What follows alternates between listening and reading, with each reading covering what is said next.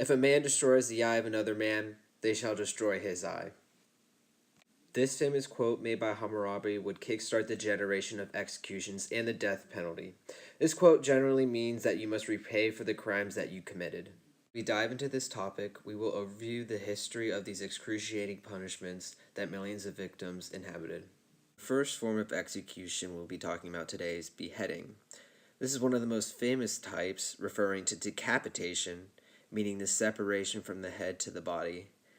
This form of execution has been used for centuries, but in 1789, a French man named Joseph Ignatz Guillotine developed the guillotine. This device was a form of execution that would only take nearly seconds for the victim to pass the way. Sometimes the blade was not even sharp enough, leading to the victim to be half beheaded. This would lead to immense pain and would take almost minutes for the victim to pass away. Next, we have sawing. Mostly used as options for the death penalty in Europe and Asia, it involves the victim being inverted, then sawed down. Since they are upside down, the blood has traveled towards the victim's brain, and which would keep them conscious until the saw has cut through the victim's abdomen. Now we have the bamboo penalty. Mostly used in Asia and popular in the 1200s, this slow yet painful death impales a beam of bamboo right through the victim's body. As a matter of fact, it takes less than a day for bamboo to grow an entire foot. So as the victim is tied up throughout the day, the bamboo would slowly impale them, leading to bleeding out to death. Next, we have the Judas cradle. Invented in Italy, this is especially one of the most cruel forms of punishments. As the victim is tied onto this contraption, their legs and arms are separately tied to a rope. The triangle-shaped part of the contraption would be inserted into the body, leading to a constant excruciating pain. As the victim's weight pulls them down, their body gradually spreads apart, so they would slowly impale themselves. If this process took too long, weights would be added to the victim's legs. This process can take days for victims to inhibit this tragic death. When the execution is finished, the Judas cradle would not be cleaned or changed, leading to the next victim to obtain crucial infections to the body. Next is the knee splitter. Popular during the 1200s, this two wooden spike device is placed front and behind the knee.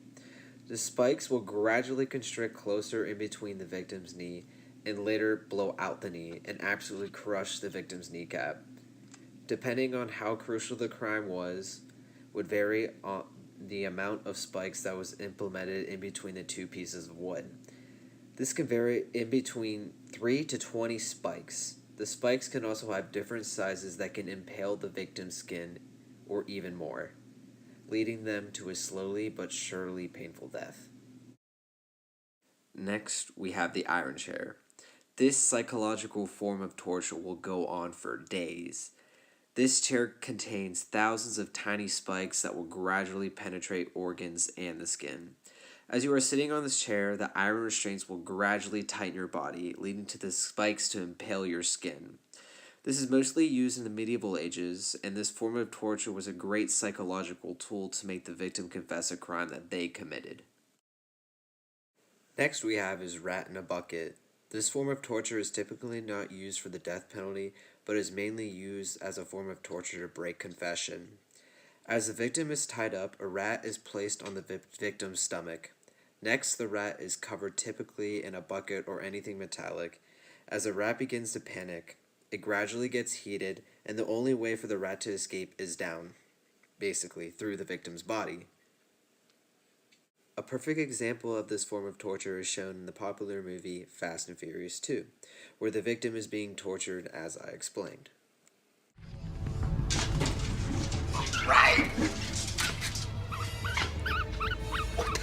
What the hell is it? Sit down.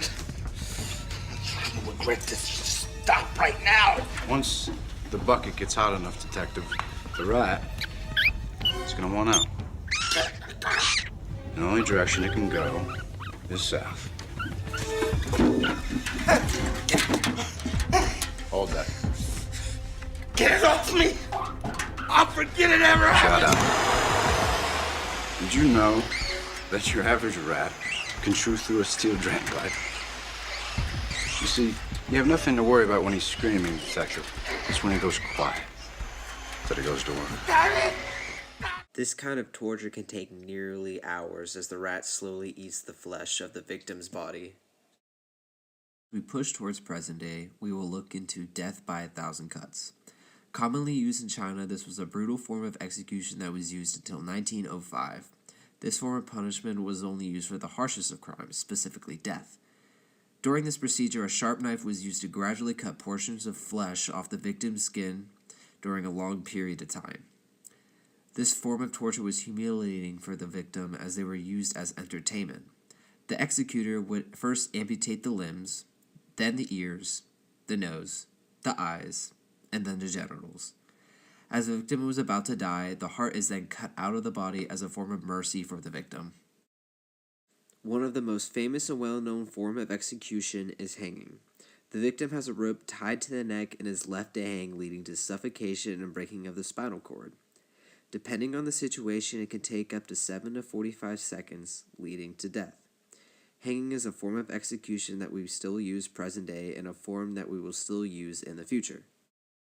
The form that has been recently introduced is a lethal injection. This is the practice of injecting a drug into the human body that supposedly gives the victim a peaceful death. The drug causes the victim to become unconscious and causes trouble of breathing and to have their heart stop. This all needs to happen in specific order, or the execution will not be taken out properly.